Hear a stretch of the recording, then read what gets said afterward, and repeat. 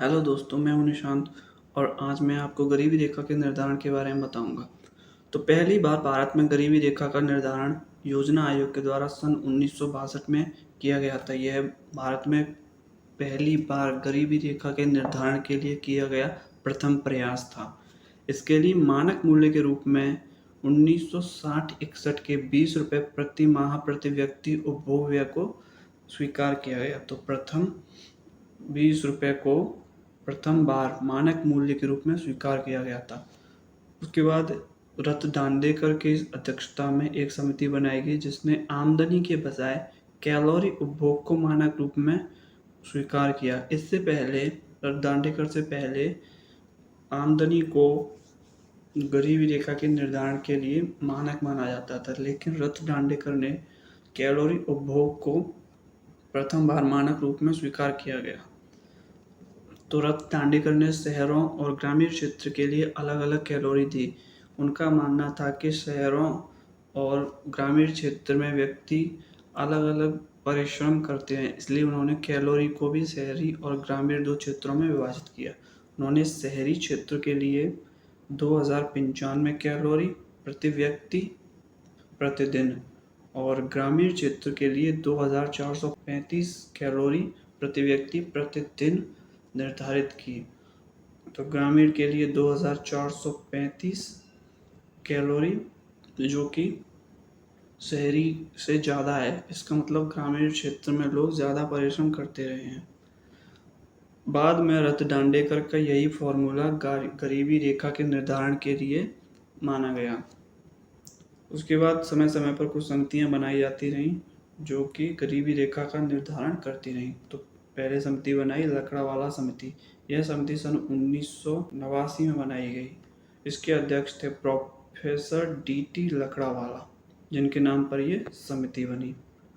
तो उन्होंने भी ग्रामीण और शहरी दो क्षेत्रों में बांटा था। ग्रामीण के लिए उन्होंने 2400 कैलोरी प्रति व्यक्ति और शहरी के लिए 2100 कैलोरी प्रति व्यक्ति को निर्धारित किया। उसके बाद तेंदुलकर समिति बनाई गई, 2012 में बनाई गई। इसके अध्यक्ष थे सुरेश तेंदुलकर, जिनके नाम पर यह समिति है। इस समिति का आधार था प्रति व्यक्ति मासिक उपभोग व्यय, मतलब प्रति व्यक्ति हर महीने कितना व्यय करता है, अपने उपभोग के लिए कितना खर्च करता है। तो उन्होंने ग्रामीण और शहरी दो अलग अलग व्यय दिए थे। तो ग्रामीण के लिए 816 रुपये और शहरी के लिए 1000 रुपये प्रति व्यक्ति मासिक व्यय को गरीबी रेखा का मानक मूल्य माना। उसके बाद जो समिति बनाई गई वो थी रंगराजन समिति। यह 24 मई 2012 को बनाई गई। इसके अध्यक्ष थे डॉक्टर सी रंगराजन। इन्होंने शहरी के लिए 1407 और ग्रामीण के लिए 972 रुपये मानक मूल्य निर्धारित किए। रंगराजन समिति के अनुसार 2011-12 में देश की 29.5% जनसंख्या गरीबी रेखा के नीचे थी। अगर रंगराजन समिति के जो मानक हैं उनको आधार माना जाए तो उस समय 11-12 में देश में 29.5% जनसंख्या गरीबी रेखा के नीचे निवास कर रही थी। इसके बाद बनता है टास्क फोर्स, जिसके अध्यक्ष थे अरविंद पनगड़िया, जो कि नीति आयोग के उपाध्यक्ष थे। इस टास्क फोर्स का उद्देश्य था भारत में निर्धनता के आकलन की विधि निर्धारित करना कि आगे निर्धनता का आकलन किस प्रकार से किया जाए।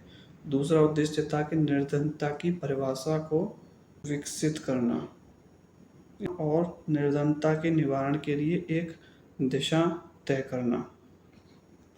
तीसरा उद्देश्य था निर्धनता निवारण की रणनीति तय करना कि निर्धनता का निवारण किस प्रकार से हो और इसके निवारण के लिए कौन कौन से कार्यक्रम हैं उनके लिए सुझाव दिया जाए। उसके बाद जो विश्व बैंक है उसने भी एक मानक निर्धारित किया था। वो उसने 10 निर्धनतम देशों की गरीबी रेखा के औसत के आधार पर किया था।